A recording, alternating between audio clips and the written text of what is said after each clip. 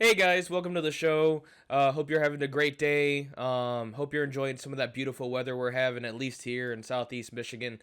Yeah, just to get into things, just to go over a couple topics before we jump into it. Give you a quick update on Iran, how that's going. Iran is kind of abandoning the tit for tat strikes. They're gonna be attacking 1.5 times back, so that way they can kind of punish us for going back and forth during this fake ceasefire that's not even in place anymore. I don't know why they keep saying it's strained, but got a couple articles for that. We'll get into that and what Trump said behind the scenes allegedly and things like that. Next one we're going to talk about is Russia was attacked by Ukraine. They sent a drone over to St. Petersburg, so I got a little clip on that, and I want to touch on that. I'm really happy they're kind of, striking back. It seems like they're kind of turning the war a little bit back in their favor, just based on what's been going on recently. So we'll jump into that too. And lastly, here is Ivanka Trump is buying an island for a crazy amount of money. Could this be the new Epstein Island? You know what I mean? And there's some protests and things going on there too. I got a clip for that too. But yeah, that's fucking crazy. I feel like they should have learned the first time. But yeah, no, that's fucked up. So I think it's approved and the government supports it, so it's gonna happen. But I'm really hoping that somehow it gets shut down. But yeah, those are what we're gonna kind of go through today.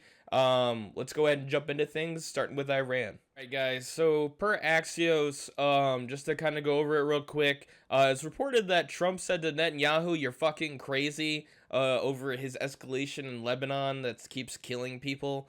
He also claims that, or they also claim that Trump is saying that Netanyahu is ungrateful and that he kept him out of prison. Um, I was kind of happy at first to hear this because it seems they're getting fed up and they want to lean into that. And then I watched the video yesterday from Kyle Klinsky. Shout out to my boy, I really like him. He said that basically they just kind of leaked that and released that because they know it's super fucking unpopular. Um, so he's saying take this all with a grain of salt. Don't read into it. They're just saying that because it's so unpopular, and don't believe it. And I mean, I do agree with him. When you think about it from that angle, he probably is right. Trump is a piece of shit. So and he has no morals. And Netanyahu, I'm sure, has Epstein blackmail, because Epstein was part of Mossad, and the whole resort of Mar-a-Lago and every room that on the island and on the plane was bugged to high heavens and had cameras. So realistically, I agree with him. So we'll kind of see where this goes. It's curious to see if they're going to keep pressing that line and going that way with it. Because Trump is at 30% approval rating, and Netanyahu, and the approval of Israel itself, the government, and Netanyahu is at an all-time low. I think something like 95% of Democrats it might be 90. It's pretty high. Want to distance themselves from Israel, the government, as well as stop sending unlimited funds and munitions over there. So we'll see with that, but that's kind of what Kyle said. I tend to agree with him. And let's see here. And in response to the tit for tat going back and forth, Iran is basically going to strike back 1.5 times as hard. I've got an article here, but they launched strikes back on Kuwait and a couple other places in response to the U.S. striking them, which, again, they keep saying is straining the ceasefire, but there is no ceasefire. If you're, attacking ongoingly and doing defensive strikes, you are ruining the ceasefire. There is no ceasefire. So, anyway, and I'm going to pull up this article here for you real quick from CNN. And it says, Kuwait's airport attacked as fresh Iran strikes strain ceasefire. Again, makes no fucking sense.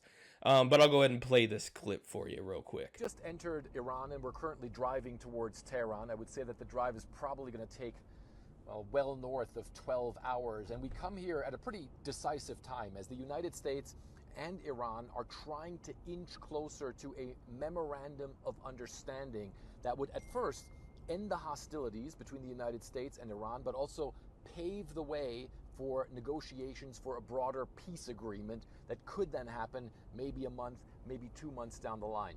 At the same time, the security situation, especially in the Persian Gulf area between the US and Iran, remains fragile and it remains volatile. Just overnight, there have been attacks that went back and forth. The United States hitting some targets on some islands in the Persian Gulf, the Iranians responding with ballistic missile strikes targeting American installations in places like Bahrain and Kuwait. So all of that, of course, makes for a very difficult situation as the two sides say they are committed to try and reach some sort of agreement to end this war. All right, guys, and the last thing I wanted to kind of like put up here was kind of like what I already just touched on, which is about the tit for tat and stuff like that. But I feel like I'd at least read this to you guys to kind of show you it. It says, breaking, Iran has launched a massive ballistic missile and drone attack, striking the U.S. 5th Fleet headquarters in Bahrain, along with U.S. bases in Kuwait, Ali al-Salam, and I'm not gonna butcher that one, and an oil tanker near Dubai, in response to new U.S. strikes on Qasem Island and an Iranian oil tanker near the Strait of Hormuz, per Tasnim. Iran says it has officially abandoned tit-for-tat retaliation, now striking back at least 1.5 times as hard for every U.S. attack, with IRGC warning disrupting the security of the Strait of Hormuz will have a heavy price for the invading U.S. military. So, again, talks are starting to just collapse. They already were, they already walked away because of Netanyahu. But this isn't good. Oil prices and Brent crude oil prices are surging again. I really would like to have some good news. That's why it's like I was kind of hopeful for when Trump was like saying he was pissed as Netanyahu, but Netanyahu has him by the balls, so it's just like it doesn't make sense. But yeah, that's kind of what I wanted to touch on in this with these as far as this goes.